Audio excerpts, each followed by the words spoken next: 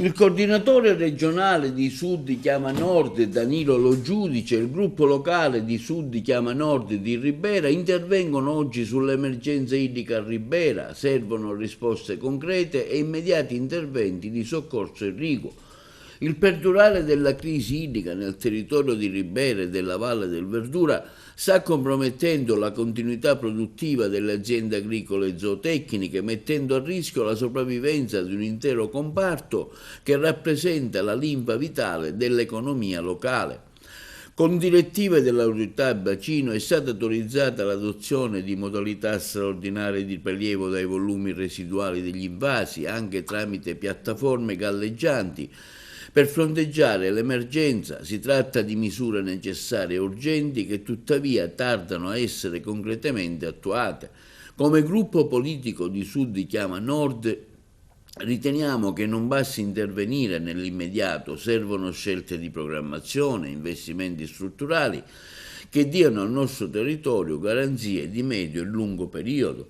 Per questo il gruppo politico di Sud Chiama Nord afferma: abbiamo già presentato una mozione di indirizzo sul disciplinare gamma auta diga Castello, strumento indispensabile per regolamentare con trasparenza la gestione delle risorse idriche.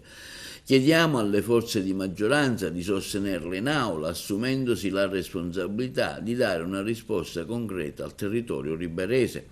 Sollecitiamo pertanto la Regione e i consorzi di bonifica a predisporre un piano straordinario di manutenzione e di investimenti sulle reti e sulle infrastrutture idriche che oggi disperdono gran parte dell'acqua disponibile.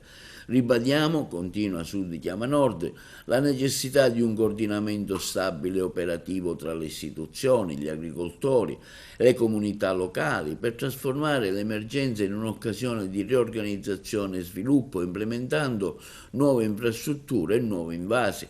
Sottolineiamo l'impellente necessità di un'irrigazione di soccorso immediata, senza la quale il territorio rischia una vera e propria catastrofe agricola, con effetti irreversibili su produzione, occupazione e comunità.